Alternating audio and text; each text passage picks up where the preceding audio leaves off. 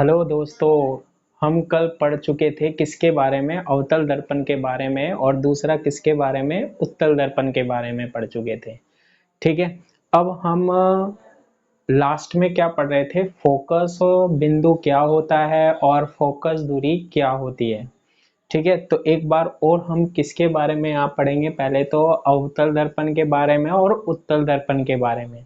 उसमें हम क्या पढ़ेंगे, इसमें दो वर्ड काम में आते हैं। एक तो आता है क्या, अभिसारी, और दूसरा क्या होता है, अपसारी होता है। तो हम यहाँ पर क्या देखेंगे कि अभिसारी का मतलब क्या होता है और अपसारी का मतलब क्या होता है। ठीक है। तो सबसे पहले हम क्या करते हैं इसमें कि एक तरफ तो हम ले लेते हैं कौन सा दर्पण, अवतल दर्पण।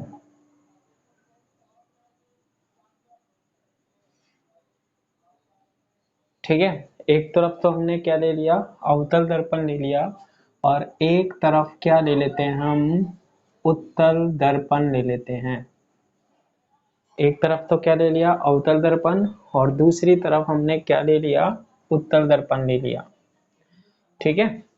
तो देखो, अवतल दर्पण मैंने क्या बताया था कि हमारे पास एक कांच के खोखले गोले में से हमने क्या कर दिया था, कुछ भाग क्या कर दिया था, काट दिया था, और उसके उभरे हुए पृष्ठ पर क्या कर दी थी हमने, पॉलिश कर दी थी। तो जो दर्पण बन रहा था हमारे पास, कौन सा दर्पण बन रहा था, अवतल दर्पण बन रहा था।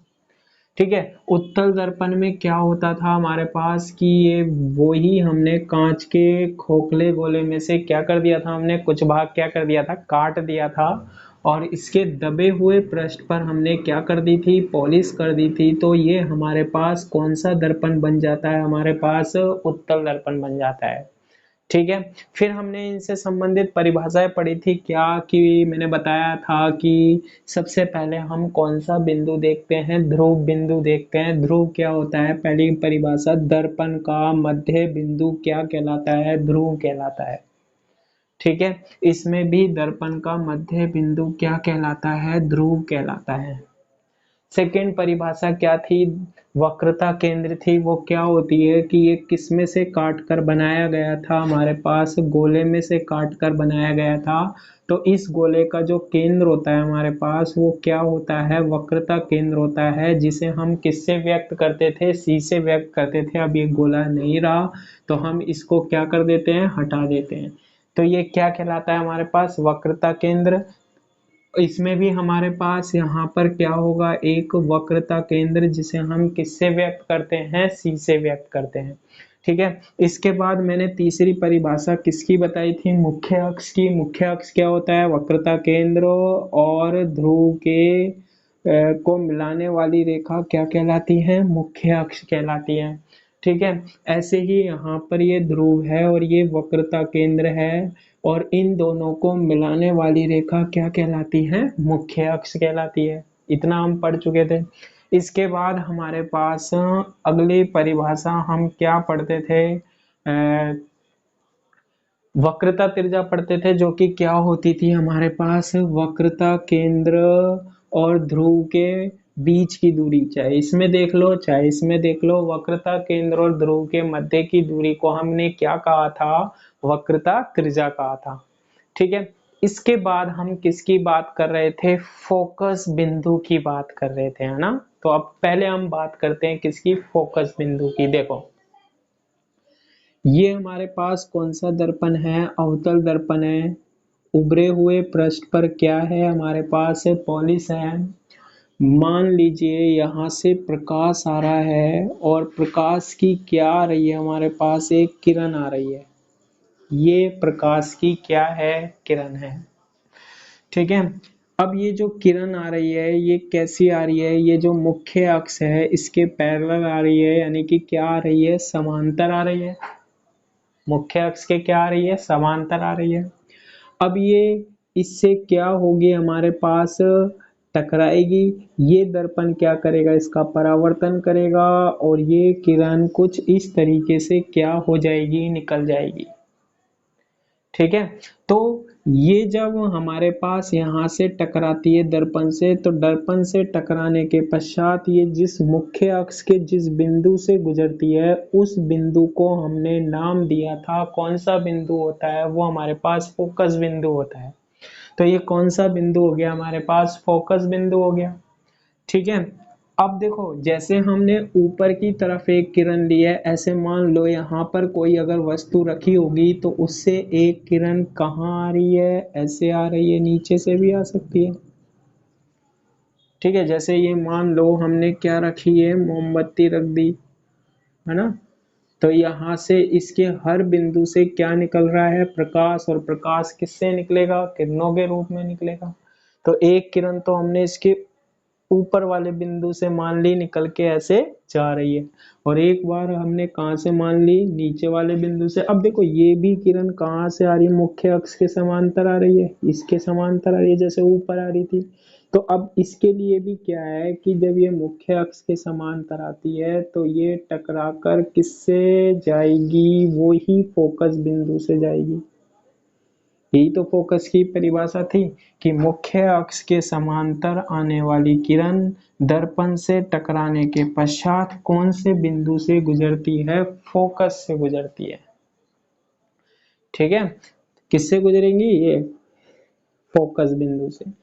तो अब देखो, इसमें देखने में हमें क्या पता लग रहा है कि जितनी भी किरणें आएंगी वो दर्पण से टकराएंगी, और टकराने के पश्चात, परावर्तन के पश्चात, सारी की सारी जो किरणें आती हैं वो एक बिंदु पर मिलती है। मिल रही है ना सारी की सारी किरणें?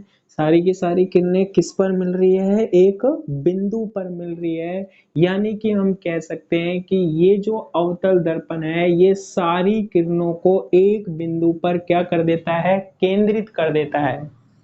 ठीक है, अवतल दर्पण, अवतल दर्पण किरणों को एक बिंदु पर केंद्रित कर देता है, एक बिंदु पर केंद्रित कर देता है। इसलिए इसे इसलिए इसे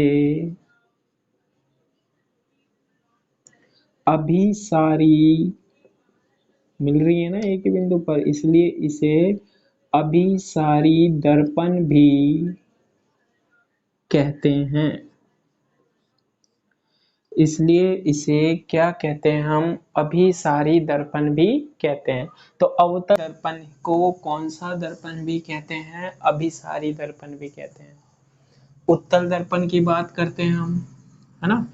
इसमें हमारे पास क्या आती है? एक किरण आ रही है, और ये भी हमारे पास कैसी आ रही है? ये देखो, यहाँ कोई वस्तु रखी होगी और वस्तु में से क्या आती है? किरणें। कुछ भी हो सकती है वस्तु, जैसे कि यहाँ पर क्या रखी हुई है? मोमबत्ती रखी हुई है ना। अब ये जो प्रकाश की किरण आ रही है, ये इस पर टकराएगी चिकने वाले पृष्ठ पर। अब ये आगे तो जाएगी नहीं, इसका क्या हो जाएगा? वापस वायु में से आ रही है, कांच पर पड़ी, वापस से किस में गई? ये वायु में गई, परावर्तन हो गया। अब ये परावर्तित किरण जो है वो पीछे हम बढ़ाते हैं तो ये किससे? मुख्य अक्ष पर मिलती है, और ये जिस बिंदु पर मिलती है उस बिंदु को उत्तल दर्पण में हमने पढ़ चुके हैं, क्या कहते हैं? फोकस बिंदु कहते हैं। ऐसे ही अगर हम बात करें किसकी, ये नीचे वाले बिंदु से मान लो एक प्रकाश की क्या आ रही है? किरण आ रही है, आ रही है, और ये इससे टकराएगी। टकराने के पश्चात ये वापस इसी माध्यम में, ये देखो यहाँ वायु में से चली, ये कांच पर पड़ी और वापस किस में आ गई? वायु में आ गई। और जब ये पीछे की ओर बढ़ाएंगे तो ये कहाँ मिल रही है? फोकस बिंदु। तो फोकस बिंदु उत्तल दर्पण में क्या होता है? जहां से परावर्तित किरण आती हुई नजर आती है। देखो, ऐसा लग रहा है यहाँ से देखने पर कि ये इस बिंदु से आ रही है, जबकि वास्तव में ये यहीं से आ रही है टकरा के। ऐसे ही इसमें हो रहा है, नहीं हो रहा है? इसमें दोनों में हो रहा है। तो ये कौन सा दर्पण है? उत्तल दर्पण। अब देखो, यहाँ तो सारी की सारी किरणें एक बिंदु पर आ रही थी, यहाँ देखो ये किरणें क्या हो रही हैं? फैल रही हैं। क्या हो रही है? फैल रही हैं। यानी कि उत्तल दर्पण क्या करता है? उत्तल दर्पण किरणों को, उत्तल दर्पण किरणों को क्या कर देता है, फैला देता है। उत्तल दर्पण किरणों को क्या कर देता है, फैला देता है। इसलिए इसे इसे क्या कहते हैं हम, अपसारी दर्पण भी कहते हैं। इसलिए इसे अपसारी दर्पण भी कहते हैं। ठीक है, तो ये जो वर्ड मिलते हैं हमारे पास, क्या अभिसारी और क्या अपसारी, तो इनका मतलब क्या होता है। अभिसारी का मतलब होता है कि प्रकाश की किरणों को एक बिंदु पर क्या करना, केंद्रित करना। अपसारी का मतलब क्या होता है कि प्रकाश की किरणों को फैला देना। अवतल दर्पण क्या कहलाता है, अभिसारी, क्योंकि ये एक बिंदु पर प्रकाश की किरणों को केंद्रित कर देता है, और वो बिंदु कौन सा बिंदु होता है, यहाँ पर फोकस बिंदु होता है। जबकि उत्तल दर्पण जो होता है वो प्रकाश की किरणों को क्या कर देता है, फैला देता है। ठीक है, तो ये किसकी बात हो गई, अवतल दर्पण और उत्तल दर्पण की, जिसे हम क्या कह रहे थे, अभिसारी, और दूसरा क्या कहते हैं हम, अपसारी कहते हैं। ठीक है।